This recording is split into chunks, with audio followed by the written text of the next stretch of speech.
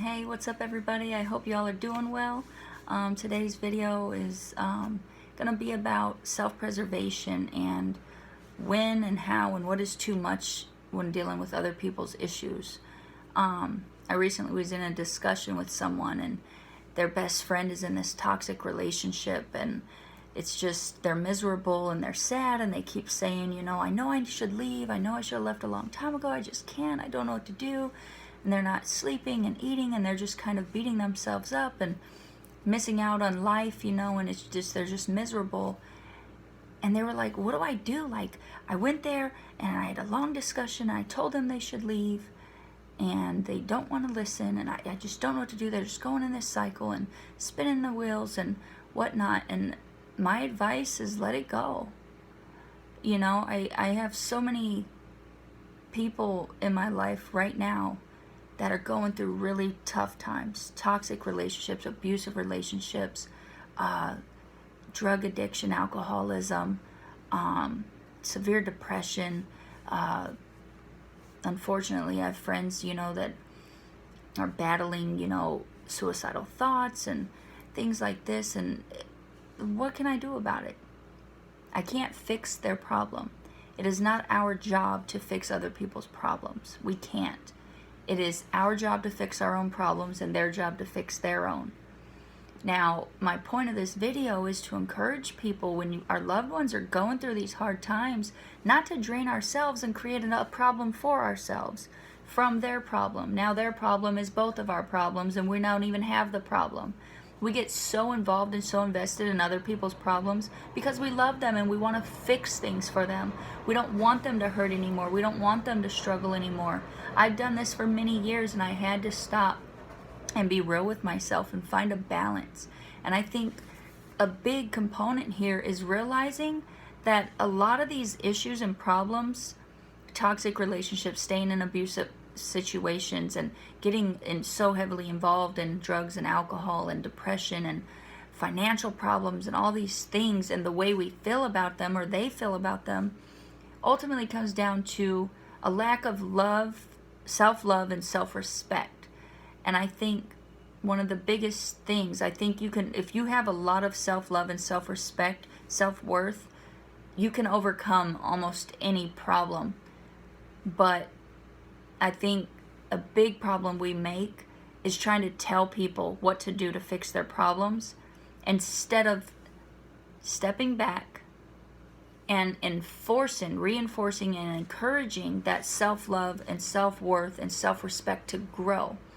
Spending time with them, encouraging activities and lifestyle changes or things to help that self-love and self-worth and self-respect grow in a person. Because if we nurture that in an individual, then hopefully that will get them to a level of self-respect and self-love to pull themselves out of the situation. Because we can't make anyone leave their relationship. We can't make anyone stop drinking and stop doing drugs. We can't make them do that. All we can do is support them along their journey. Now think of all the problems we've been through. I've had so many people tell me, you need to leave, you need to get out, you shouldn't be doing that, and you need to stop that. And did I listen? No, because it was my journey and my thing I had to go through, and I had to learn my own lessons.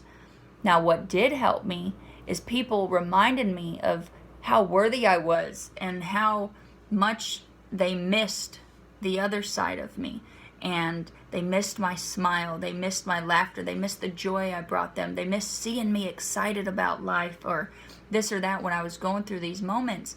So I have to remind myself of that when trying to save everybody else, because we can't save people. All we can do is support and encourage and love people through their problems. So I encourage you to not drain yourself. If it's making you lose sleep and giving you anxiety and taking away money and time and energy and your joy and your happiness because you love this person so much and you want them to just get better, you need to take a step back, because now their problem is oozing into your life and creating problems for yourself when you didn't put yourself in that situation.